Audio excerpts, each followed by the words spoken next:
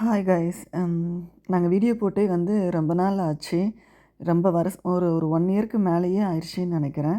சரி, திருப்பி நம்ம வந்து இப்போ ஸ்டார்ட் பண்ணலான்ட்டு ஒரு புது பிகினிங்காக வந்து ஸ்டார்ட் பண்ணியிருக்கேன்.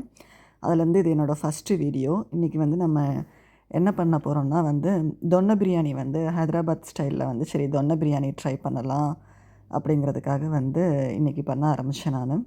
அதுக்கு ஃபஸ்ட்டு என்ன பண்ணணுன்னா வந்து ஒரு பேன் வச்சுக்கிட்டு அதில் கொஞ்சம் எண்ணெய் ஊற்றிக்கிட்டு அதில் வந்து நமக்கு வந்து இஞ்சி, பூண்டு, காரத்துக்கு தேவையான அளவுக்கு வந்து பச்சை மிளகாய், அப்புறம் அந்த பட்டை, கிராம்பு அந்த மாதிரி ஐட்டங்கள் இருக்குல்ல அது, கொஞ்சம் வெங்காயம், அப்புறம் வந்து புதினா, கொத்தமல்லி இதெல்லாம் போட்டு நமக்கு வந்து கொஞ்சம் நல்லா வந்து வதக்கிக்கிறணும். வதக்கிக்கிட்டு அதுக்கப்புறமா வந்து நான் மிக்சியில் போட்டு நம்ம அரைச்சி தனியாக வந்து வச்சுக்கிறணும். இது எதுக்காகங்கிறதுக்காக வந்து நான் அந்த கலர் கொடுக்கணுங்கிறதுக்காக தான் அந்த கொத்தமல்லி, புதினா வந்து கொஞ்சம் நிறையவே நம்ம போடுறது. அதுக்காக உங்களுக்கு அந்த ஸ்மெல்லு நிறைய வரும்னா அந்தளவுக்கு ஸ்மெல்லு வராது, ஆனால் ஓரளவுக்கு ஸ்மெல்லு வரும். நம்ம அரைச்சி வச்சு அதை தனியாக வச்சுக்கிறணும்.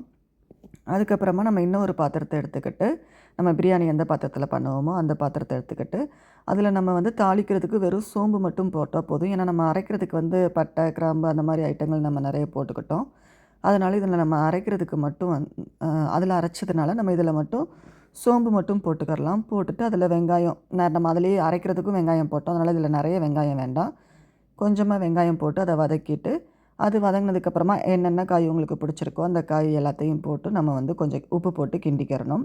அது கொஞ்சம் வதங்கினதுக்கப்புறமா நம்ம அரைச்சி வச்சுருப்போம்ல ஒரு பேஸ்ட்டு, அந்த க்ரீன் கலரில் அதை நம்ம வந்து கொட்டிக்கிறணும். பாருங்கள் எவ்வளோ கலராக இருக்குன்னு.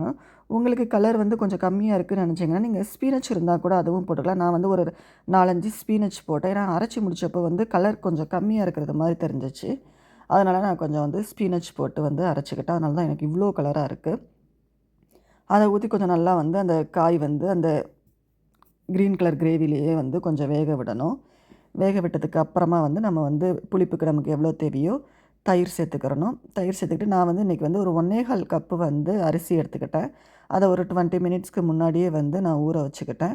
ஊற வச்சு அந்த அரிசியை போட்டு இப்போ 1 1/4 டம்ளர் அரிசின்னா வந்து அதுக்கு வந்து நான் தண்ணி வந்து ஒரு 1 1/2 டம்ளர் வந்து நான் எடுத்துக்கிட்டேன். ஏன்னா அதுக்கடுத்து நம்ம அந்த அரைச்சோம்ல ஒரு கிரேவி மாதிரி, அதுலேயே அதை ஊற்றும் போதே வந்து தண்ணி நமக்கு கொஞ்சம் வந்து மேலே வந்துச்சு. அதனால் எனக்கு வந்து ஒரு 1 1/2 டம்ளர் கிட்ட வந்து தண்ணி ஊற்றுறேன். அதுவே வந்து கரெக்டாக இருக்கும்னு தோணுச்சு.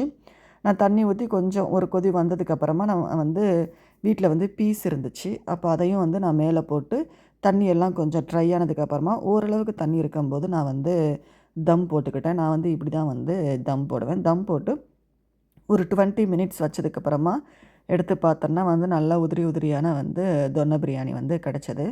நம்ம ஃபஸ்ட்டு பார்க்கும்போது எவ்வளோ கலராக இருந்தது. இப்போ பாருங்கள் கலர் வந்து அப்படியே வந்து கொஞ்சம் கம்மியாயிருச்சு.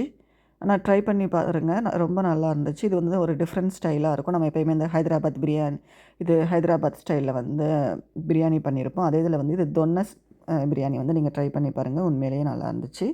வீடியோ பிடிச்சிருந்துச்சுன்னா லைக் பண்ணுங்கள். பாய்.